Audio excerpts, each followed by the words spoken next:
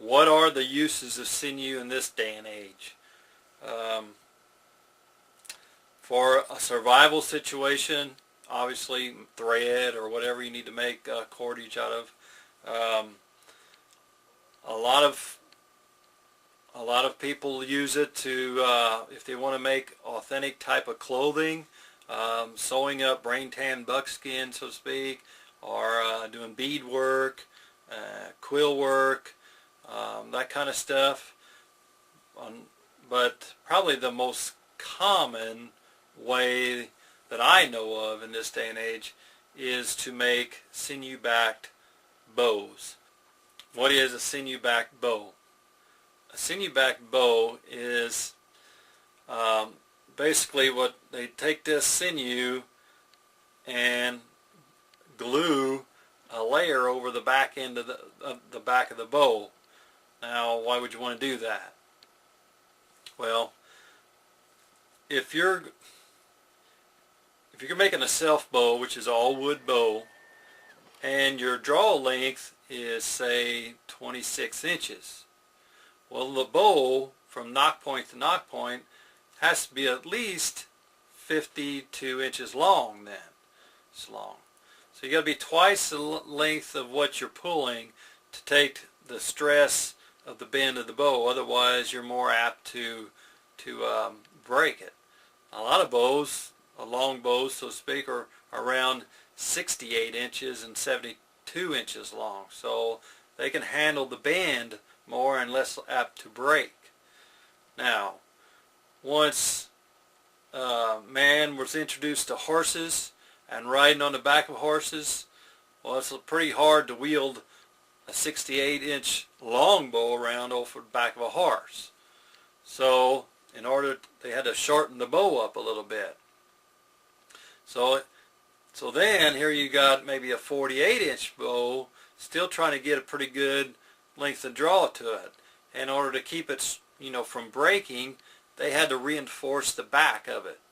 And a lot of different peoples use sinew all over the world, not just the Native Americans that lived in the Great Plains area, but all over the world. If you study bows, the people used sinew because it's so strong and thin, to layer it. They kind of layered it, maybe 2 or 3 layers depending on it, glued it to the back of the bow, and that, reinforced it. So if you're going to be making shorter bows, less than 60 inches, most of the time you're probably going to want to back it with sinew. So that's what they use sinew for as far as bow making goes. Now, like I said earlier, I talked about, hafting on arrow points, tying off on a fletching, maybe reinforcing the nock. Here's one of my arrows here that I've, you can kind of maybe see that I got some sinew right here to reinforce the nock area, and also got some sinew right here to reinforce the end of the feathers. Especially if you're going to be shooting off your hand, you don't want the end of the feather be stabbing you right through the soft point of your knuckle there. So make that smooth transition, they kind of maybe glue that on, help that out. So like I said, it's whatever you could possibly think of thread being used for is the uses of sinew. So it's a thread substitute, and to make if you want to make an authentic type of maybe a Western Plains Indian bow, then that's where you might want to be handy to start keeping some sinew. So I usually keep my sinew, and then I keep it dried up and just box it up, and I got, if I ever wanted to back a bow, I've backed one bow.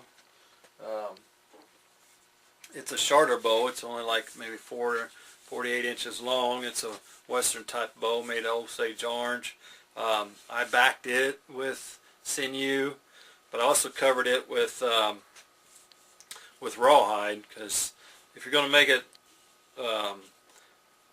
sinew back bow, a lot of times they're going to be using what they call hide glue, and hide glue is water soluble, which causes a little bit of problem for, you know, if you're going to be in a high humidity type environment, or, you know, somewhere where it's going to do a lot of raining.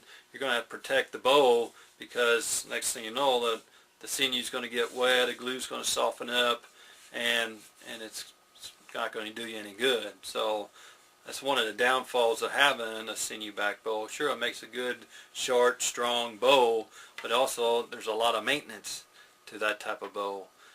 Hence, most of the time, most of the bows were just self-wood. So if you're Eastern type of bow, or European type bow, the long bows, they were just more self-wood. So, well, I hope you got a little bit out of this video tonight on sinew, and I'd like to thank all you guys for all the support that you've been giving us here at the Backwoodsman Institute. And with that, I'll see you out in the woods.